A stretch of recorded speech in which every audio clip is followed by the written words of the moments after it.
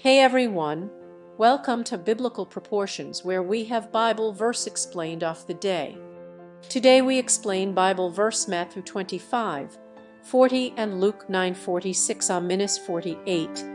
Let's get into it. Matthew 25:40, the king will reply, "Truly I tell you, whatever you did for one of the least of these brothers and sisters of mine, you did for me." For today's picture, the text I put together with the image is actually not the text that gave me the idea for the image. The passage that originally sparked the idea for this theme was Luke 9:46-48. You can read that passage and my thoughts on it from a recent journal entry below.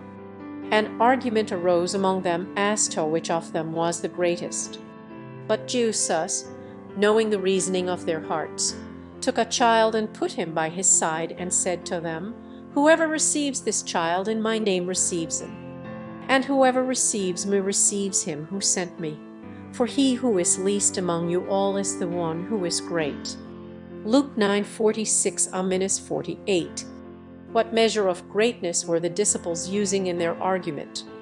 I think it may have been regarding which of them was closest to Jesus, which of them knew him best, which of them was most privileged in his counsels, etc. This argument may well have started because Jesus took Peter, James, and John with him up the mountain, and they saw his glory in a way that the other disciples had not. Their apparent inside track with the Master may have been the impetus for the argument. I say that not merely out of speculation, but because of how Jesus responds. In verse 47 we're told that he knew the reasoning of their hearts. That is to say, not simply did he recognize what they were arguing about, but he understood why and how they were arguing about it. He discerned the underlying issue.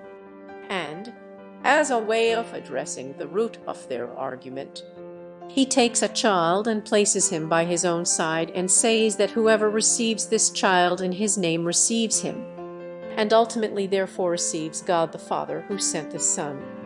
The ground for this all is that the one who is least among them is greatest. So, it seems to me that the disciples were arguing over which of them was closest to Jesus, which of them knew him best, etc. And in response, Jesus takes one who is completely on the fringes, one who is wholly overlooked, one who seems not even to be in the field of consideration for their discussion, and takes this on to his side. And then he says essentially, someone truly wants to be close to him. If someone truly wants to know him and be in his intimate fellowship, then they are to receive the least among you in the name of Christ, and in so doing will receive Christ himself, and even more, they will receive the Father who sent Christ. And what is it to receive one of the least of these? The word seems to imply, at least in situations regarding interpersonal relations, a rich, glad-hearted welcome in.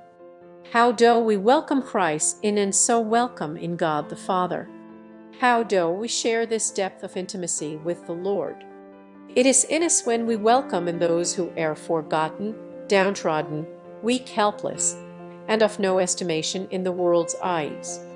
Who is the one closest to Jesus, if I am correct in my assumptions about the grounds for their argument? It is the one who welcomes in the weak and forgotten and least of these. And lastly, notice that Jesus says this is so, for he who is least among you all is the one who is great.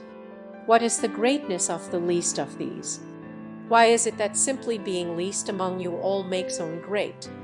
Well, if I am correct in assuming that the greatness that the disciples were arguing about was closeness to Christ, then the answer seems to be that Christ is with the least of these. In his incarnate person while he was on the earth, and by his all-pervading presence and spirit while he is ascended to heaven, God the Son, the radiance and glory of the Father, is with the weak and poor and powerless, and suffering in a unique way. In a way it would seem that he is not with the great ones of the world. And perhaps even more than this, we remember that Christ himself became the least of all when he bore the sin, suffering, and final abandonment of his people. He became the utterly and infinitely outcast whom in his death the greatest became the least, and so forever invested leastness with his own greatness. For these reasons, the least among us are the ones who are great with the greatness that the disciples were seeking, because the least among us are the ones to whom Christ is near in a unique way. And if we would share this greatness, it will be as we welcome, as we receive, as we minister to the weak ones in the name of Christ. That is key to note. If we minister to the poor in some other name, for the exaltation of some other god, then it would seem that there is no communion with Christ to be had.